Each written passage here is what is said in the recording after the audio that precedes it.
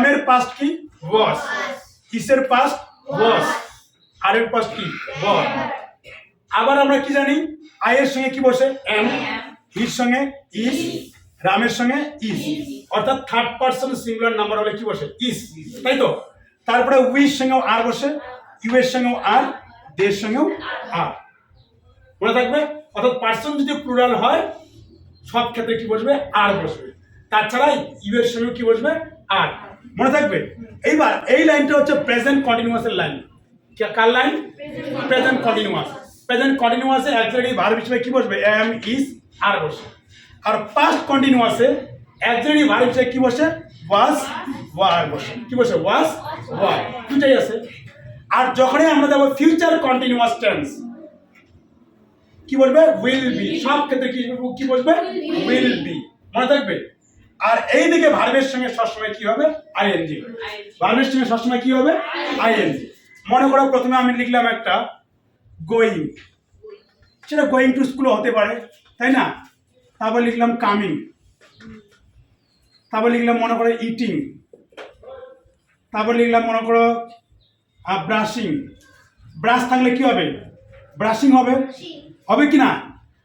Take থাকলে কি হবে তাহলে টেকিং, ওয়াক থাকলে কি হবে ওয়াকিং, রান থাকলে কি হবে রানিং, এরকম করে কুক থাকলে কি হবে কুকিং, তাই হবে কি না। আর সুইট, আর যদি আমরা এখানে ড্রিঙ্ক থাকে, ড্রিঙ্ক থাকলে কি হবে ড্রিঙ্কিং। ভার্বের সবসময় কি আইএনজি, মনে থাকবে। এবার শোনো তাহলে কি হলো প্রেজেন্ট কন্টিনিউয়াস টেন্স কোনটা, ভালো করে শুনবে। এই যে এখন বর্তমান কালে আমি কি করছি, তোমাদেরকে আমি শেখাচ্ছি না, আমি তোমার কি শেখাচ্ছি, তাই না। আর তোমরা কি শিখছো, এটাকে বলা হয় কি প্রেজেন্ট কন্টিনিউয়াস টেন্স। তাই শেখাচ্ছি শিখছো, এটাকে আমরা এখানে লিখে দিই আগে। লার্ন মানে কি শেখানো, এর সঙ্গে কি হলো আইএনজি লার্নিং। আর তোমরা আর আমি কি করছি তোমাদের টিচিং করছি, তাই তো, টিচের সঙ্গে আইএনজি। তাহলে আমি তোমাদের শেখাচ্ছি, প্রেজেন্ট কন্টিনিউয়াস টেন্সের স্ট্রাকচার দেখো। তাহলে আই এম টিচিং, আমি শেখাচ্ছি কি হবে তাহলে আই এম টিচিং, এই ঘরটাকে ব্যবহার করবো। আই এম টিচিং, আমি শেখাচ্ছি, আই এম টিচিং, ক্লিয়ার বোঝা গেল। এবার তোমরা সাথে সাথে কি করছো লার্নিং করছো। এখন আমি যেমন টিচিং করছি তোমরা কিন্তু কি করছো লার্নিং করছো, আমার কাছ থেকে কি শিখছো, এবং কাজটা কি চলছে। সেটা তোমরা কি বলবে তখন আই এম লার্নিং, তোমরা কি বলবে আই এম লার্নিং, আমি শিখছি, ক্লিয়ার।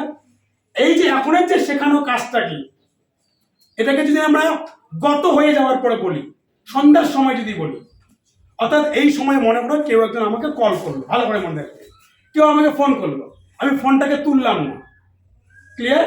ওই ব্যক্তির সঙ্গে সন্ধ্যাবেলা আমার দেখা হলো, সে বলল কমল তোমাকে আমি তখন বারবার ফোন করছিলাম, পুরো কটার দিকে, এই 2টোর দিকে বা 3টার দিকে, তুমি আমাকে আমার ফোনটাই তুললে না। আমি উত্তরে কি বলবো, আমি তখন শেখাচ্ছিলাম, আমি তখন শেখাচ্ছিলাম বললাম, কি বলবো কিনা। তার মানে শেখানোর কাজটা তখন আমার চলছিল, তাই আমি তোমার ফোনটা তুলি নি, তাহলে হলো এটা। তাহলে কি বলবো আই ওয়াজ টিচিং, কি বলবো আই ওয়াজ টিচিং, আমি শেখাচ্ছিলাম। আর যদি বলি তখন, তখন কি বলবো আই ওয়াজ টিচিং দেন, আমি তখন শেখাচ্ছিলাম, ক্লিয়ার।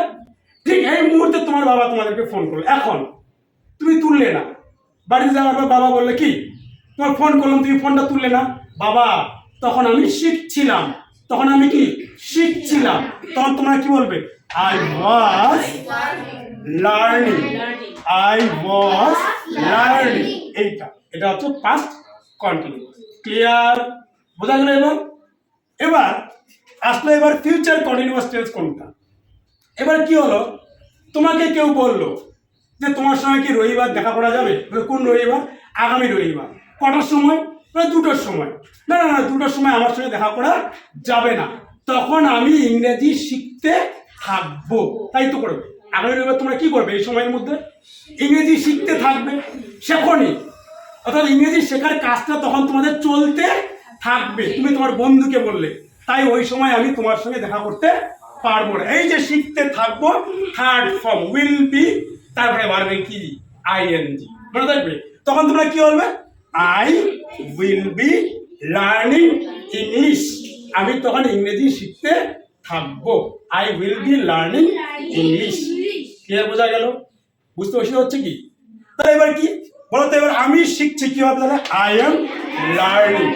আমি শিখছিলাম পরেরটা, আই ওয়াজ লার্নিং। আমি শিখতে থাকবো, আই উইল বি লার্নিং। খুব কঠিন।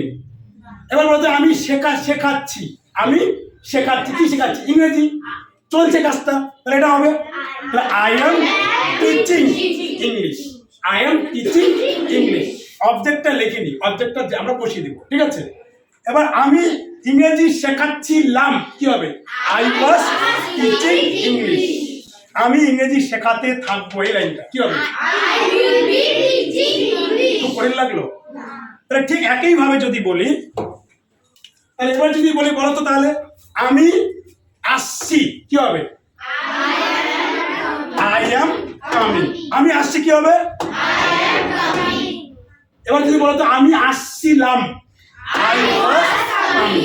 আমরা কখন বলি আমি আসছিলাম? আমি যখন বাড়ি আসছিলাম তখন রামের সঙ্গে আমার কি হয়? দেখা হয়। মানে আমার আসার পথে রামের সঙ্গে কি হয়? দেখা হয়। তখন হবে পাস্ট কন্টিনিউয়াস টেন্স। তাহলে কি হবে? আই ওয়াজ কামিং, আমি আসছিলাম। এবার যদি বলো আমি আসতে থাকবো, এখনো আসি নাই, আসতে থাকবো, তখন থার্ড নাম্বারটা কি হবে তাহলে? I will be coming. Clear? ঠিক একইভাবে যদি হি দিয়ে করি, তাহলে সে খাচ্ছে, কি হবে? He is eating. পরেরটা হি ইজ ইটিং। সে খাচ্ছিল, হি ওয়াজ ইটিং। সে খেতে থাকবে, he will be eating. Clear? এবার বলতো রাম খাচ্ছে, রাম ইজ ইটিং।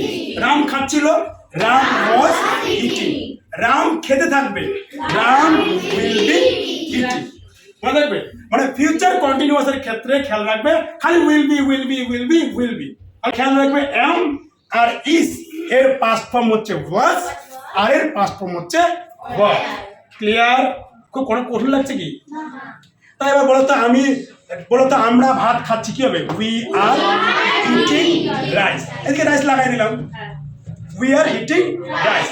আমরা ভাত খাচ্ছিলাম, তাহলে কি হবে? We were eating rice. আমরা ভাত খাচ্ছিলাম। আমরা ভাত খেতে থাকবো, এটা চলে আসবে, কি হবে?